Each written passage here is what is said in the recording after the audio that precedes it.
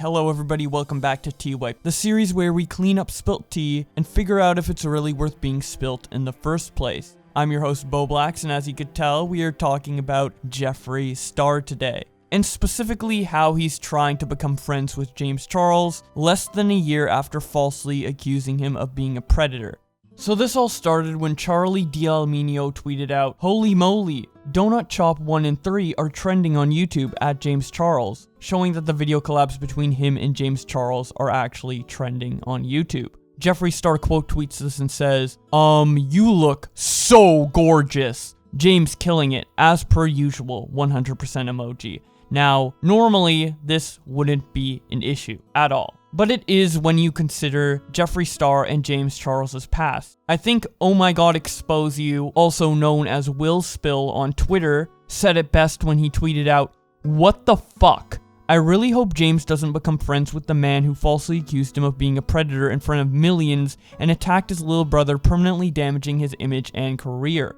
So for those of you who are not caught up on the situation, back in May of 2019, a YouTuber called Taddy Westbrook uploaded an exposed video on James Charles filled with a bunch of false allegations. This resulted in him losing millions of subscribers, the biggest subscriber loss on YouTube to date. A bunch of beauty YouTubers, including Jeffree Star, hopped on the James Charles hate train during this time, but Jeffree Star took the extra step to accuse James Charles of some pretty abhorrent behavior, talk shit about his brother, and also say some pretty horrible things about James Charles himself. I'm going to take a clip from James Charles's response video and let him explain the situation himself. Click the timestamp here if you've already seen this and would like to skip ahead. A few days later, on Monday, I woke up again in the middle of the night from a phone call from my little brother Ian, who was very, very upset. He told me he had tweeted saying, "Why do people act so tough online about somebody from his hometown who was bullying him?" And Jeffree Star, of all people, had quote tweeted Ian's tweet saying, "Why is your brother a predator? Why did you really move back to New York City? Exactly, shut the fuck up." Many people were quick to call out Jeffree for bullying a kid who had nothing to do with the situation literally at all, and he deleted the tweet. After this, I went to check my phone and noticed that Jeffree had texted me a few minutes prior, and I opened my phone to this. I really want to read this text out loud, just so you all get to hear exactly what I had to read, but also so I don't miss anything. "Grayson is going on camera shortly to finally tell the world how you tried to molest him and touch him in his sleep and made him uncomfortable for months, you sick motherfucker. Next, Zach will be going on camera to tell how twisted and sick you were, trying to get him to like you and then make him feel bad when he didn't want to send you photos back. Then Sam from Seattle will be joining me and Cameron to talk about you trapping him in his hotel room. You need to be locked in prison for a very long time. You need the internet taken away from you. You are a danger to society." As disgusting as it is, I have to admit, bringing up Grayson Dolan was pretty clever. At the height of all these allegations and stories going around, both of the twins unfollowed me, not wanting to be associated, and fans started speculating that the rumors could be as to why. Too bad that aside from our pre-planned collaborative jokes that happened in the Sister Squad videos, me and Grayson flirting, nothing ever happened between us. And when all this went down, I knew Jeffree was lying because the twins were two of the first people to call me and make sure that I was okay. Last but finally not least, Jeffree posted this tweet claiming he hadn't seen me since February and that Nate banned me from their home. Now, this so-called ban is the first time I'm ever hearing of this, and I just think it's really funny that Jeffree brought this up, considering the fact that he's tweeted me twice in between February and now, saying that he missed me. Regardless, he ended that tweet by saying I was a danger to society and everything in Tati's video was 100% true. Adding insult to injury, not only did Jeffree text me, but he also went out of his way to text my best friend Drew this lovely message trying to turn him against me. Jeffree's messaging about me both in private and in public was hurtful, defamatory, extremely excessive, but most importantly, literally all based on lies. I wish I knew why he was doing all this, but at the same time, his track record with public feuds makes none of this a surprise.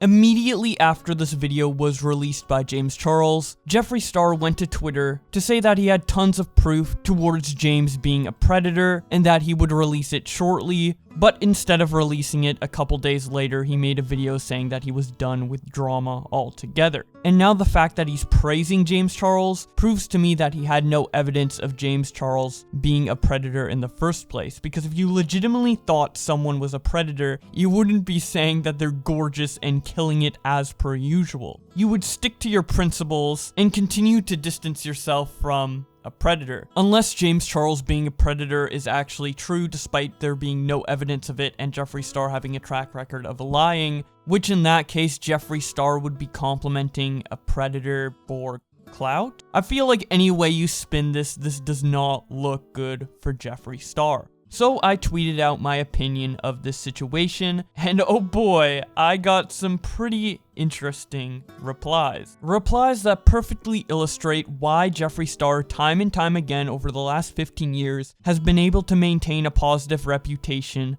despite very clearly being exposed time and time again as a horrible person. We have tweets like, "The drama you fans thrive off of are people's real lives. Maybe they grew up quicker than you did and realized it wasn't worth it. So he can't be a decent human being and be nice to someone he doesn't like without being friends with that person? Chilly. You don't have to hate someone forever, like, huh? It's called growing, laughing my ass off. Or, I don't know, they cleared things up? People grow and change. People apologize and people forgive. It's called life and being kind to others. Or maybe people are allowed to forgive and reunite? Not everyone holds grudges. Shut the fuck up. A lot can change in a year, and you have no clue what is even going on. So sit the fuck down. Lol. Ever heard of forgiveness? Yes. Jeffree is humble and forgave James Charles. Shut the fuck up. Okay, this one in particular, it's just like, you really think that James Charles was the one in the wrong and Jeffree forgave him? Okay, buddy. At least he wasn't as insane as this guy who said, Jeffree didn't want that kid to kill himself because he was suicidal and didn't want to be the reason for James Charles' death or mental health. Common sense, man. Jeffree said James molested the Dolans. The Dolans still follow and support Jeffree. Means Jeffree was right all along. Yes, if you accuse someone of molestation and the alleged victims follow the accuser, that 100% means that James Charles molested the Dolans. That's how it works. Whenever a defendant or a prosecutor brings up evidence, they definitely use Twitter follows as a definitive form of proof in regards to sexual assault. Someone then brings up how Jeffree Star accused James, and Lex responds, because James was acting like a predator, laughing my ass off. It's in the past. They've clearly moved on from it. Why hasn't the internet?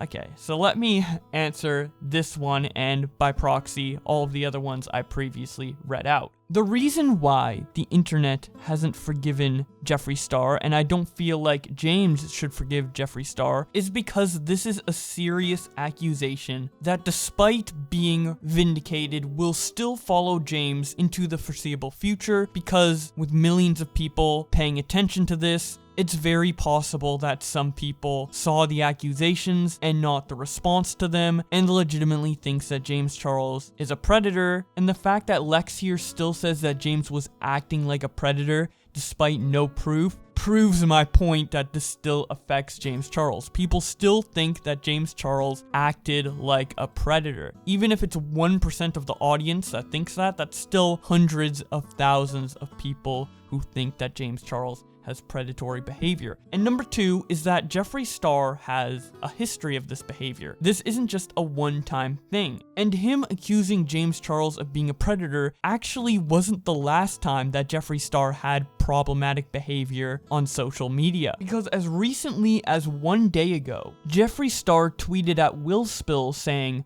"Are you helping anyone in need or just mocking and degrading my actions? There are people out there who actually can't afford to eat. I'm doing everything I can to help. You are fucking disgusting." This was over a misunderstanding where he thought Will Spill was directly criticizing Jeffree Star recently giving out money to people in need. Will Spill clarified that that wasn't the case, and Jeffree Star misinterpreted his tweet, to which Jeffree Star responded by saying, "I honestly feel bad for you. You are obsessed. But also, really unstable. I unblock you because you are a fan, but please waste more time shit-talking me instead of helping the planet. You are such a genius. So obviously, these tweets, while on their own not being extremely damning, I feel in combination with Jeffree's promises to be less dramatic, and also his 15-year history of hostile behavior, indicates that Jeffree Star, in reality, really hasn't changed at all from the James Charles situation, and is probably willing to do this all again. And for those reasons, I think that James Charles should not forgive Jeffree Star, and we shouldn't forgive Jeffree Star either. At least until we see a pattern of behavior from him that indicates that he has actually changed his ways. Jeffree Star is a hot-headed, self-made millionaire who will do anything to improve his own brand, his own profit, his own image, and goes to 110% with it every single time, to the point of making up false allegations about people, and also in positive ways, such as building his own multi-million-dollar makeup industry empire, which, honestly, congratulations to him for doing that. His tendency to go above and beyond is definitely a major contributor to that success, but it's also a major contributor to why he is dangerous and why other people shouldn't work with him if they want to keep their brand and reputation safe. I was going to end the video here, but I'd also like to tack on an extra thing that happened while I was editing this. So, as I showed earlier, I made a tweet looking out for James Charles' best interest, saying that forgiving Jeffree Star is not the best course of action. And because of this tweet, Jeffree Star blocked me, which indicates to me, number one, he's a pussy, and number two, that he's not actually out for James Charles' best interests, despite making that very supportive tweet about him being on trending. Because if he did genuinely care about what was best for James, why would he block me just because I was looking out for his best interests? If he actually cared about what was best for James and not just complimenting him to put on a front, he probably would have responded to me explaining how he has changed rather than straight up blocking me. I think this just adds to the point I was already making in this video, but if you disagree or agree, I would love to hear what you guys have to say in the comment section below. If you enjoyed this video, be sure to subscribe and also follow me on Twitter to keep up to date with everything going on. Thank you so much to my channel members for supporting the channel, in particular Josh Pescator, who's donated $30 a month. He has a pretty cool news channel if you'd like to check that out. But with all that being said, thank you guys so much for watching, and I will see you in another video.